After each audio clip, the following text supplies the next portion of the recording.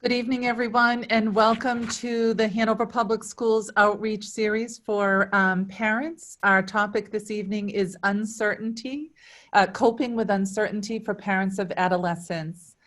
We're very pleased this evening to have with us from the Hanover Public Schools, Susan Egan, who is the school psychologist at Hanover High School, and Megan Callahan, who is a counselor at the Hanover Middle School. So would you give a wave and welcome and thank you for joining us this evening. Also with us is Jim McCauley, a licensed social worker, co-founder and associate director of the Riverside Trauma Center. Jim provides mental health support for schools, workplaces, and communities affected by traumatic events. He has consulted with numerous schools and communities in Massachusetts and New England on trauma response. He has presented at statewide, national, and international conferences on these topics.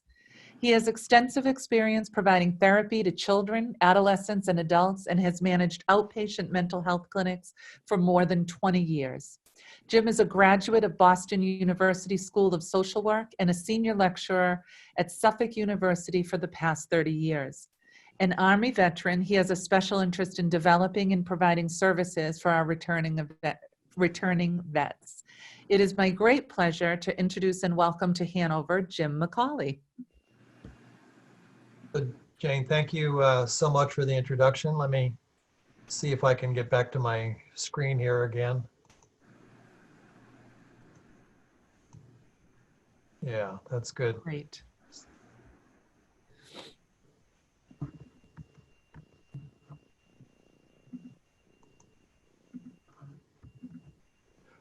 Just let me say a word about the Riverside Trauma Center. We are a program of the Riverside Community Care, which is a fairly large private nonprofit mental health agency that serves residents up and down the 128 corridor. The Riverside Trauma Center is funded by the Department of Public Health and the Department of Mental Health to provide what's called critical incident response, which is just a fancy way of saying when something bad happens in a school, workplace, or community, we go in and provide mental health support. Now, that's all those traumatic events that occur range from things like hurricanes to, we were very involved after the Boston Marathon bombings. We've responded after the hurricanes in Florida and Puerto Rico and the Philippines and all those sort of large-scale disasters. But probably about 70 to 80% of what we do is we respond after there's been a sudden, unexpected death in a school or a community. And of course, now we are very busy responding to schools and programs, agencies in this COVID-19 era. And I want to say that a lot of you, I'm sure, are experiencing such overwhelming stress these days, and it really has an impact. If you feel like it's been having an impact on your health and on your mental health, you are very much not alone. There's a very recent study that was done asking people about the impact that this pandemic has had on their mental health. And about 45% of people say that it has had a negative impact on their mental health. And almost 20% of people report that it's had a major impact on their mental health. And of course, a lot of communities of color, I think communities where there's been sort of food insecurity issues or housing insecurity issues have definitely experienced much, much worse results due to this pandemic.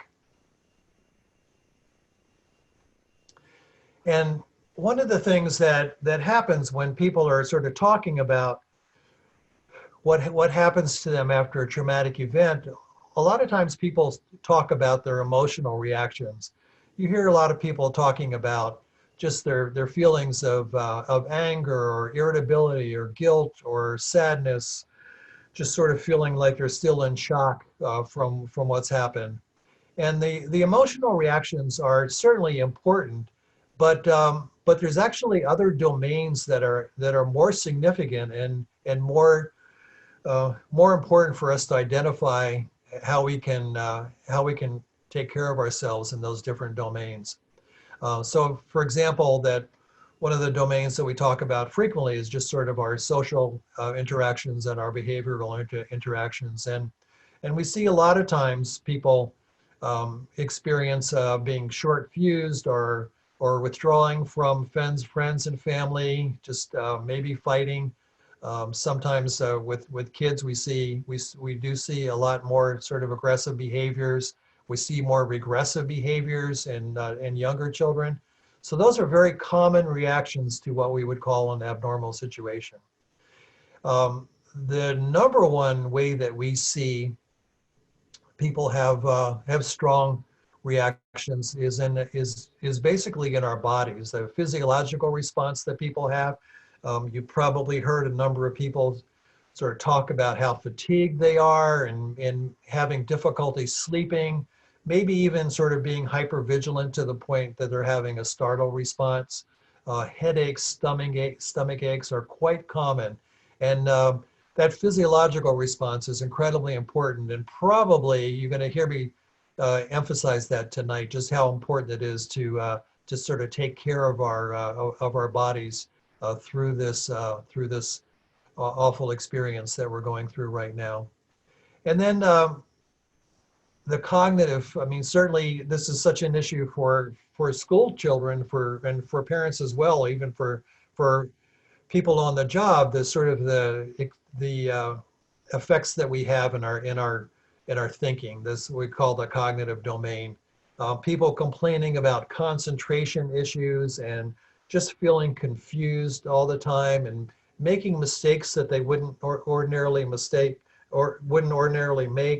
Maybe even having intrusive thoughts from time to time.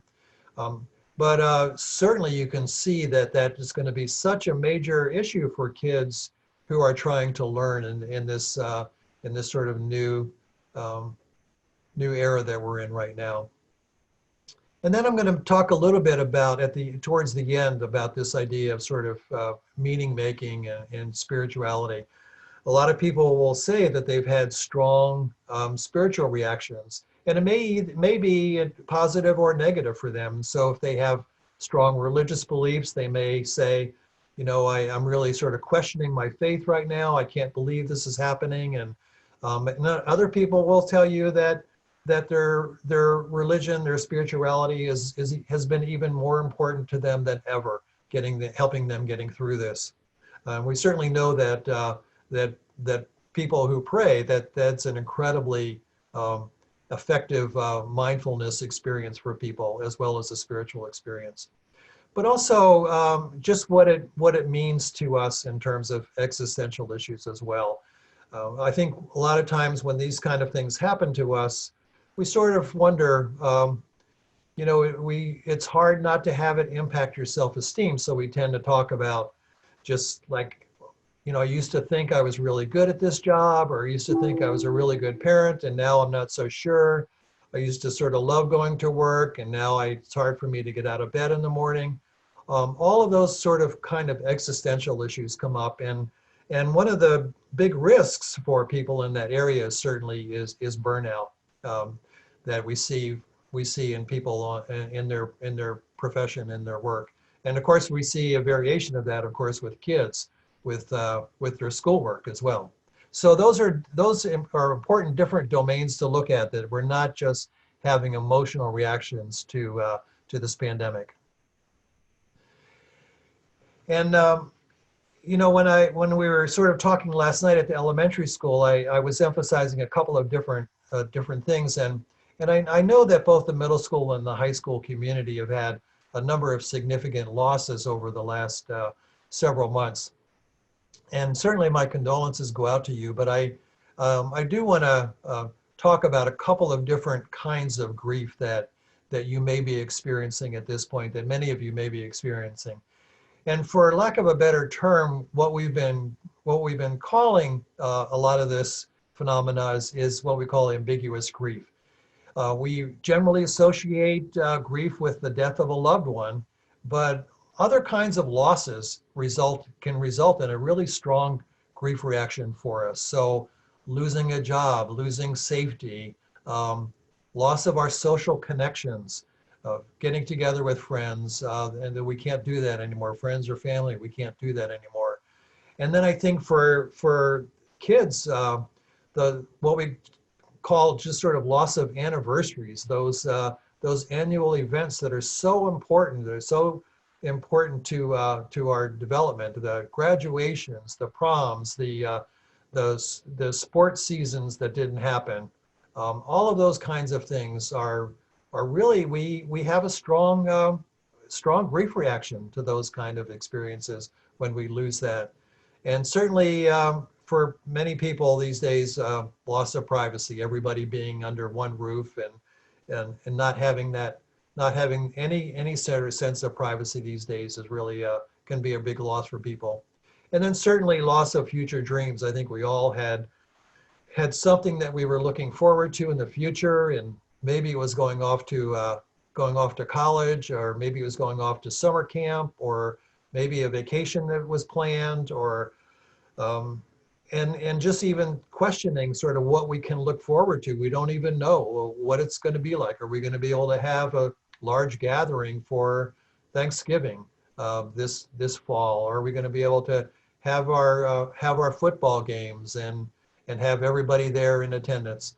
A lot of that uncertainty and not knowing is really contributing to this concept of ambiguous grief.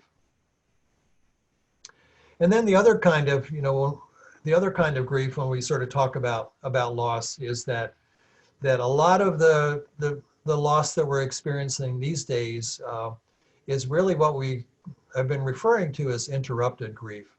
So that usually when someone that we care about dies, we experience a tremendous grief reaction that can be quite painful. But when that death is sudden or unexpected or traumatic, our grief is really magnified exponentially. There's a whole other added layer of pain when our loved one dies, and maybe they've died alone, either that it was COVID related or not COVID related, but we couldn't be in the hospital with them at those last hours or days, holding their hand and supporting them. We don't have access to our support networks. Those rituals around grief are so important to us and so valuable to us, and we don't have those now. A lot of those rituals are lost to us at this point. And then the other thing too is just something I'll mention again later too, this idea that grief is cumulative. That any loss we have, any recent loss that we've had, is going to remind us of all previous losses that we've ever had. Those deaths sort of all come roaring back with a vengeance when we lose somebody new. And that grief is cumulative also when we're talking about ambiguous grief. So, can just feel like multiple layers of grief that we're dealing with when they're in the middle of this pandemic and we experience any kind of loss of someone who's important to us. And so just very quickly before I sort of go in and talk about stress, a little bit more about stress, but when we sort of talk about how we can manage this interrupted grief, I think what we're finding is that there's a lot of clergy are quite experienced and comfortable talking about grief and comforting us around grief. And both clergy and funeral directors have gotten pretty creative and thoughtful about how they can help people when we have to modify these traditions or rituals generally. So I've heard a lot of interesting stories about how funerals have been managed from cars and from, and people coming to visit in shifts of 10, and funerals that have been on Zoom, and in all other kinds of rituals that have been modified sort of during this pandemic. So think about that. And then I think not just during this interrupted period, but I would always recommend that if you are struggling with grief, that you think about dosing your grief. It really, you cannot grieve and function 24/7. You really have to sort of think about it, and oftentimes it's really helpful to just set aside a time every day, or set aside a couple of times every day, where you really sort of focus on your loss and what it means to you, and really sort of try to remember your loved one. I think one of the main functions of grief is that people find so helpful is trying to find ways to stay connected to people that we've lost, and so and stay connected in a very different way. And so bringing up those memories, looking at photo books, videotapes that we have of times together, those kind of memories are incredibly important. That can be very helpful. And then journaling about grief has actually turned out to be one of the most effective things that people can do to manage their grief. So journaling about your loved one, just even making notes or cards, reading cards that people have sent you about how your loved one touched their lives. Those can be just incredibly helpful experiences. And then I say here, identify your best support networks. And basically what I'm saying here is that find out who those people are who really get you and can support you through this. We all have people in our lives that they really care about us. They certainly love us, but they may not be always helpful to get on the phone with them. They may be too worried about us. They want us to feel better sooner than we're ready to. But there are people in our lives that they're just really good listeners. They really sort of get it when we're talking about what we feel like. And those are the people that you want to put on your speed dial for these difficult times. And then the other thing too is just that the bottom line is, we always say there's no right or wrong way to grieve. There's no timelines for grief. So the best thing that you can do is just experiment. Try something that you think might help. If it works, great, keep doing it. If it doesn't work, then stop doing it and try something else, and just keep experimenting till you see what's going to help you through this difficult time. Just a very quick note about trauma versus grief, because we are in the middle of sort of both of these events, and a lot of times people sort of confuse trauma and grief, and so they really are quite different experiences, and sometimes it's really hard to sort of tease out what's what. But what I would say is that a lot of the phenomena that we see around trauma can actually interfere with our grief reaction. So I'm not gonna read this slide out to you now, but I think we can make this slide set available to you if you're interested, and you can sort of see what these differences are. Just even sort of acknowledging it, that in grief that pain is the acknowledgement of a loss, but in trauma, that pain can trigger our sense of feeling powerlessness. That's a good example. But you can see there's quite a number of differences here when we're talking about grief versus trauma. So it does get muddy when we're talking about traumatic grief. And I know there's a lot out there about stages of grief, and I tend not to be a big believer in a lot of stages of grief. I think it just sometimes people feel like they're not doing it in the right order, and then they get more upset. I think that my favorite stages of grief are just these two, that who I was before my loved one died, and who I am now. And that also applies, I think, during this pandemic too. And what we oftentimes see, and I think what we can say very, very safely say is that both trauma and grief change us. They change us, and we don't have a say in the fact that we're changed, but we do have a say in how we're changed. So we can sort of be bitter or withdraw, or we can really say, you know what, I'm gonna use this to sort of reset my goals, my life, and I now understand what's more important to me and what I want to focus on. So that usually comes later. When we're sort of talking about traumatic events, we sort of refer to that as a post-traumatic growth. But that tends to be sort of not something that you can do in the middle of a pandemic, but certainly more down the line. And now I want to spend a little time just sort of talking about stress and the impact that it has on you as a parent and also your children. And as you can see, most of what I've been talking about is really about, how you as a parent can take care of yourselves. Because if you can take good care of yourselves, then your child is going to be in a much better place. If you're worried, then I can promise you that your child is worried. So managing your own stress, I think walking the walk on self-care always comes first. But when we look at the stress response, so just remember that stress is something that generally we see as something that can be positive in our life. We need a certain amount of stress to be effective, and there's even some good stress when we are at a graduation or we're at a wedding or some other event. We are certainly feeling some stress, but it feels positive. And there's that optimal level of stress that is really helpful for us. But when you are dealing with stress day in and day out for 9 weeks or longer, it really can sort of, we end up on that backside of that bell curve here.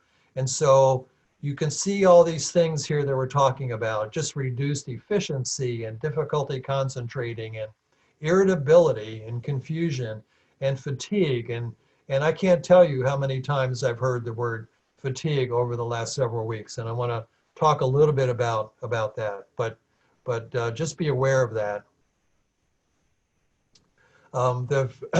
People talk about just sort of the mental fatigue that they have and the physical fatigue, and even just sort of compassion fatigue, I think, is something that healthcare professionals and mental health professionals are seeing a lot of.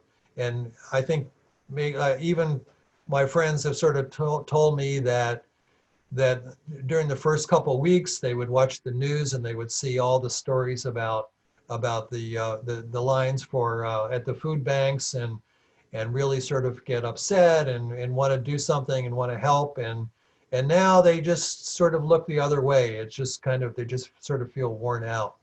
And even a lot of times people have been encouraged to just feel gratitude for what they have, if they still have a job, if they still have a safe place to live, if they still have their house. And after 9 weeks, that just may not feel like enough anymore. And again, there's that's a very, very common reaction that we're talking about to this abnormal situation. Very quickly, I mentioned the positive stress and tolerable stress, and toxic stress happens when, especially for kids, when they are left alone. And no matter how bad things get, having one caring adult in a child's life will basically guarantee that stress never gets beyond the tolerable level. So that's so important, that all that you're doing to keep your children safe, to keep them, to sort of keep them entertained and shelter them and food, and just your unconditional love, that will absolutely prevent them from ever experiencing toxic stress. So, what you're doing day in and day out is just absolutely important for their well-being. And when we talk about stress, and this sort of gets into the educational piece here too, of learning, when we are under this stress day in and day out, our body is constantly manufacturing cortisol. And when you are in a fight or flight situation, cortisol can be really helpful. Adrenaline can be really helpful. It can help us sharpen our focus and help us run a little faster and see a little bit better and get out of that dangerous situation. But when it lasts day in and day out, it's not helpful anymore. And so it really causes our brain to be cloudy. But the problem is, and this is such a huge issue when you're trying to help your kids learn at home, is that you don't know your thinking is cloudy because your thinking is cloudy. So just be aware that, that parts of your brain are shutting down. And we just want you to notice this, no judgment, no harsh judgment. Just notice this and not be surprised by that. Just quickly, I know that these are all things that you've seen on TV and from the newspapers and all of these things that you have been told to do to support your child. But just a quick review, and I think that the most important thing to remember that I can remind you of is just keep your kids moving. They really need to regulate their mind and their body through movement. And we'll talk a little bit about specifically how to do that. Trying to manage screen time. I suspect that a lot of you have sort of given up on this already, and that's certainly completely understandable. But again, offering choices, I think, is so helpful. One of the mantras that we use at the trauma center is safety, predictability, and control.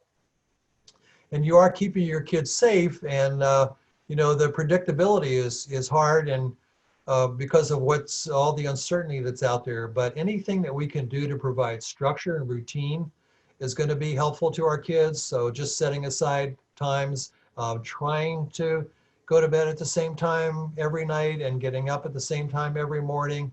All of those kind of things can be really helpful for us. So thinking about any kind of structure that you can provide for your kids is going to be helpful. And then offering them choices. So many things feel out of our control these days. So any kind of choices that we can give our kids, even just sort of, do you want to do your homework before dinner or after dinner?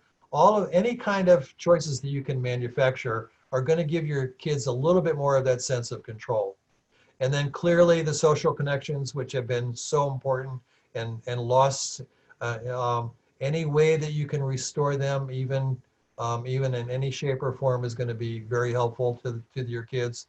And then remind your kids, even very young kids, certainly middle school, high school kids, understand the concept of altruism, and remind them that by staying home, that they are contributing to the solution. So that's really so important that they understand that they're doing that. It's incredibly helpful for kids to know that they're contributing in that way. And then for you as parents too, I think the number one thing, you really need to be kind to yourself. What you have been asked to do is pretty much impossible, and so you're going to feel like you're making mistake after mistake after mistake many times. So just acknowledging that we want you to be kind to yourself, kind of notice your reactions, no judgment. And that's not just because we want you to be kind to yourself that we're suggesting that. This is neurobiological. If you're upset, that reaction stays in the back of your brain. You can't do much with it. But if you can just kind of notice it and talk yourself through it, maybe engaging in some positive self-talk, then we can get that reaction up to the front of the brain where we can do some good problem solving. A lot of your coping strategies that we rely on almost all of our lives have been taken away from us at this point. Our social connections, our gatherings, our exercise, all of those kinds of things have been out the window. So think about other things that you've done over the years when things have been hard to kind of take care of yourself, whether it's sort of music, and especially those of you with teenagers. The playlist for kids can be an incredibly effective strategy for helping them maintain their coping strategies. Set small, achievable goals. Certainly, you want to get through this pandemic. You want to be thinking about certainly what your summer plans are, what your fall plans are, but mostly your focus should be on the small, achievable goals. What can I do? So think about tonight. Well, what can I do tomorrow morning? to make things a little bit better. And that's all you want to do, is just sort of think about tomorrow. When you get through the morning, then you want to reset and think about what you're going to do for the afternoon and how you're going to get through that. Breaking those goals down is a very, very powerful activity, and it will make it much, much easier for you to get through these next couple of weeks. And remind yourself that you have good parenting skills. Your kids are probably doing fairly well, all in all, and they've done well for most of their lives, and that's because of you. So just keep reminding yourself that you have good parenting skills. Trust your intuition about what you're doing. Do find some time for yourself, even if it's in small chunks, and even a 15-minute break where you can get off by yourself, either out on the porch, or now that the weather's a little bit nicer, walking around the block, finding a little space where you can go and do some reading, or having a conversation with a friend, even if it's late at night. That's going to be important for you. And then also, just again, reminding you of the importance of your own social connections. And just, I was sort of talking about this sort of regulation issue. This is probably the most important thing that we need to pay attention to, especially for our kids in learning. So, you can't think yourself out of this dilemma. Just your problem-solving skills alone are not going to be enough. You really have to sort of start from the back of your brain and work your way up to the top of your brain. And so step number one, we sort of talk about the 3 R's. Step number one is you have to regulate your body and mind. And you do that through music, you do it through walking, stretching, breathing, trying to move, ideally, trying to move for 5 minutes for every 30 minutes of sitting. And anything that you can do that's a pattern, that's repetitive, is going to be helpful. So that morning run that you go for, the walk that you go for, that's great, but it's not going to sustain you through the day. You really need to think about dosing that regulation throughout the day. And then once you do that, then the second step really is being able to relate. This is sort of good two-way communication. It's sort of communication that's sort of loving. It's a conversation that you have. And once you do that, then you have the capacity to learn. But you have to sort of take care of those first 2 steps before you can learn and before your child can learn. And just getting sort of close to wrapping up here for questions, but I think you're getting so much advice, and we sort of refer to that as sort of cognitive overload. So if you can only do 3 things, only remember sort of 3 things from tonight, what I would say is really pay attention to sleep for you and your kids. We need our sleep. That's the best barometer for how we're doing. So for adults, trying to get at least 8 hours a night. I know in the best of times, monitoring teen sleeping patterns is a difficult challenge, but that 8 hours is really important.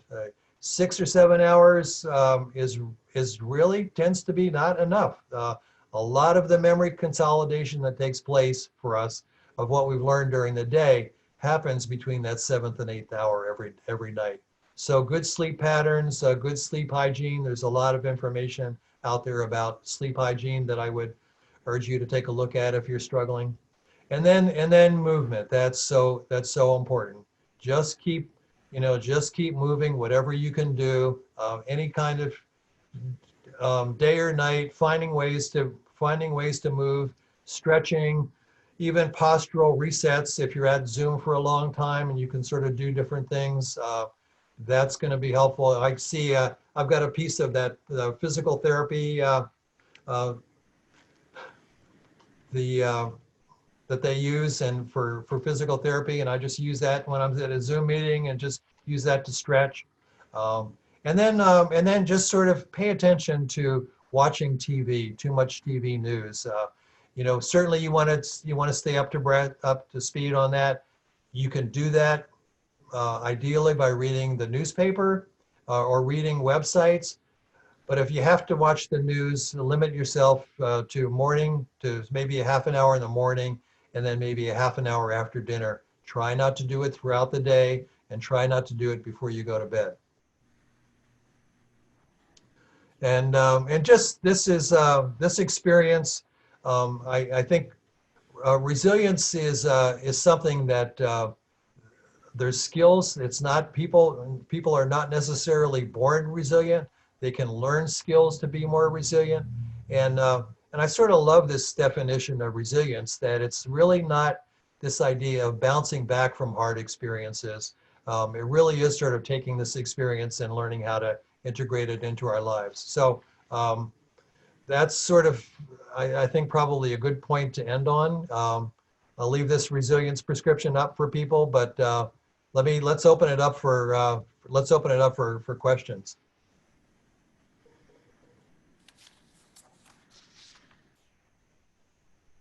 Thank you, Jim. We do have a few questions that have come through on the chat. The first one is being in a household with an 18-year-old and a 13-year-old, a boy and a girl, and how to support them when everyone's all together, given their ages and gender difference. Oh, great. Sue, do you want to? Sure. Yeah. So I think supporting kids at different developmental levels is always a challenge because they all need something a little bit different. But at the same time, there are things that everyone still needs to do, and also things that kind of work, regardless of what age your child is. I think everything that Jim talked about tonight can be applied to little kids, it can be applied to teenagers, and can certainly be applied to us as adults as well. So I would just encourage you to think of that, and also talking to your kids, finding out what it is that they need, and what they might be struggling with, and how you might be able to make things a little bit easier for them. Great, thank you. We have another question. 3 high school aged boys all living in the same home. And the question is, what if your kids just keep stating that they're fine?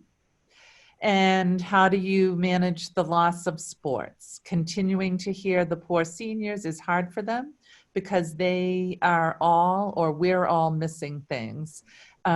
So I think it's a 2-part question. When the kids are saying, I'm fine, and how do we manage the loss of sports and activities and those things when it's not your senior year?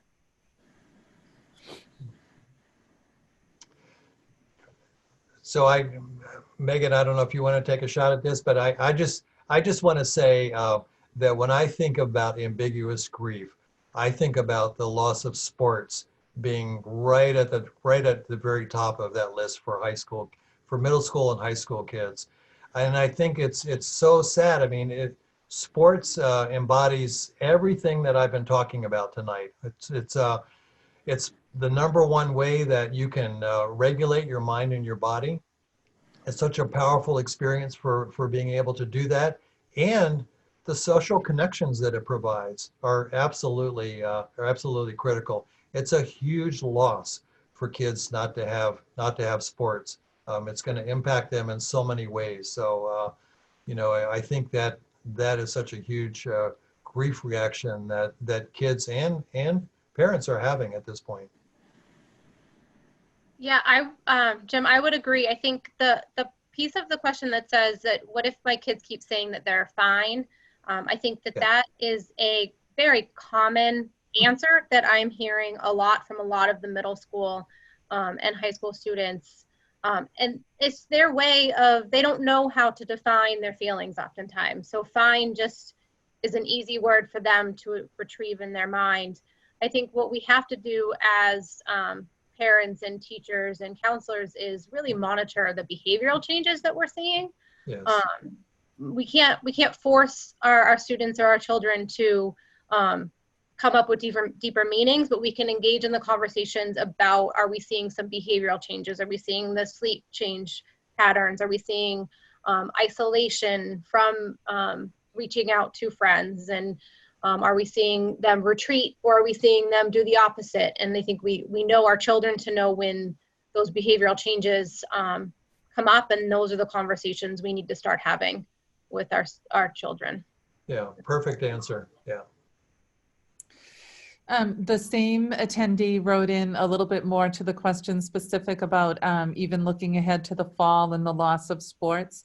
So I'm going to take a stab at this one for a second, because I have 2 boys at home, and I was, when we entered this pandemic, my older boy was a big sports person, and my younger one, not so much. And I thought, oh, how would this have gone for us had it been at a time when he was in high school, because it really was one of the mainstays for him. And one of the things I've heard recently is how so many of the coaches are sending things out for the kids to work on. And I know it's not the same as playing the sport, but it's keeping them thinking and focused and providing that movement outlet so that when they are going to return to their sport, they're prepared and stronger than ever and ready to go. And I think they can even look to some of our professional athletes that are doing the same thing. And that may be helpful to some of the kids that are really experiencing that, because that's a tough one for them for sure. Yeah, huge loss. Yeah. Another question we have is about helping teens or tweens who are on the autism spectrum and being really out of control with their anxiety about the virus, and particularly kids maybe with Asperger's, and how can we support them in some strategies for those students? Sure, I can speak to that. I think it's a lot of the same strategies that we would be using with any of our students, and it's the routines. It's the making sure that we have a routine for our children so they know what to expect on a daily basis. And it's kind of taking away some of those unknown periods, but it's also helping them with their positive coping strategies and calming strategies that I know a lot of them have been working on throughout with their counselors, and continuing those positive routines, and also validating their feelings, that we really do need to validate that the anxiety is real and what they're feeling is real, but then also building in times that that we can maybe distract their mind from that as well. So I would say that out of control anxiety is real for them, and we set the tone on how we respond to that as well as the parent. And if we can respond in a validating way, and then providing those positive coping strategies, they're going to have opportunities to kind of break from that anxiety. Yeah, and just to add to that, the regulation may be even more important for kids that are on the spectrum, of sort of giving them many opportunities to sort of engage in kind of repetitive patterns that where they can move. That's going to be helpful, even when they're sitting, even just maybe being able to even have a stress ball in their hand that they can use. Even those little kinds of things will be very helpful. Another question has come in along the same lines, but just saying, what about the students with autism at home, and what more things can we do to support them in the home setting? So I don't know if we have anything else that we want to offer. This one may be a little bit less about anxiety and more about just in general students with autism, and all of a sudden they find that their school day and school year has ended. Yeah. Yeah. I mean, I would also just encourage people that have kids at home that they are really concerned about to continue to access us. We've said a lot that, the school building is closed, but school is not closed. And, we're still here to talk you through difficult times, and we're still here to support your kids. In a lot of instances, if a student is on an IEP, certainly the special education teacher, hopefully has been in contact and can be a really great resource, as the guidance counselors and school psychologists and adjustment counselors as well. So I think when a student is particularly struggling, we want you to kind of connect with us and we'll help you problem solve through particular situations. Jim, last night you talked a little bit about the relationship piece and the importance of that connectedness and having that important or special person. And I think that goes along a little bit with what Sue was just speaking about, that some kids have that one go-to person or that really person that's very solid for them. I don't know if you can speak to that a little bit tonight. Yes, well, yeah, I think one of the things I was saying last night is that my main area of expertise is in suicide prevention, and what we see in research after research is that the biggest protective factor that we have in sort of reducing pain and any kind of hopelessness is that social connection. It's really super powerful for us. It really is so important, and so, you know, the parents who are out there with kids who may be on the spectrum or may have other kinds of issues that they're trying to manage.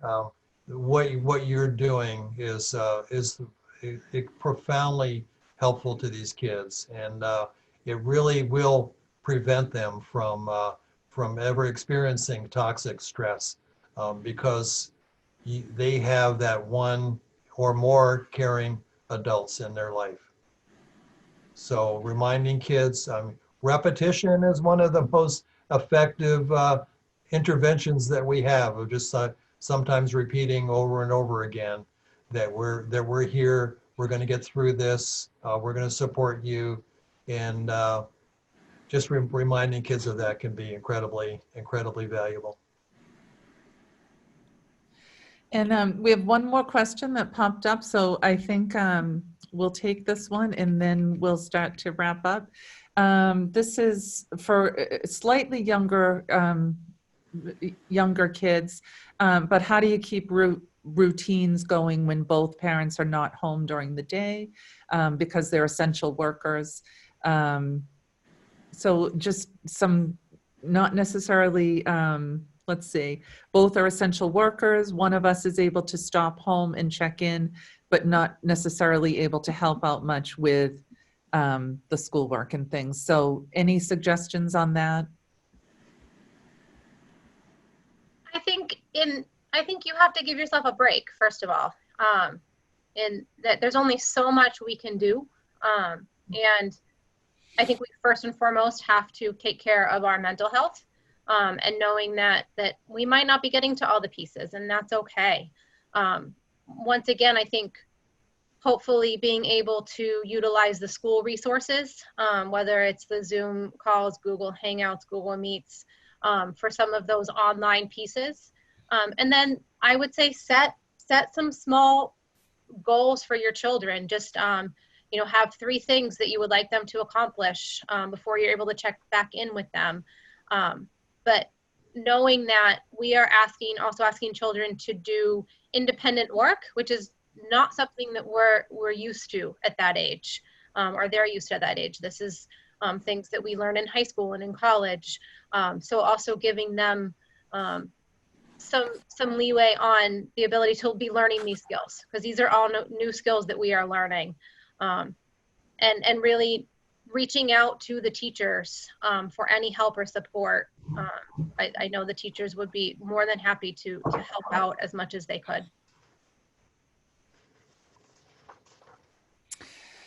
So thank you, everyone, for joining us this evening. It was great. Jim, thank you so much for being with us. We appreciate all the information that you had to share, and it was nice to hear that we can post the slides. And we are going to post the recordings both from this evening and last evening. And thank you to Sue Egan and Megan Callahan for joining us as well, and to all the families who tuned in this evening. Thank you, and please let your friends know who couldn't be here this evening that may have an interest in this or are looking for this kind of support, to check out the website where everything will be posted. So yeah, well, parents, remember, be kind to yourselves, and thank you for inviting me into the Hanover community. thank you. Good night, everyone. Thank you.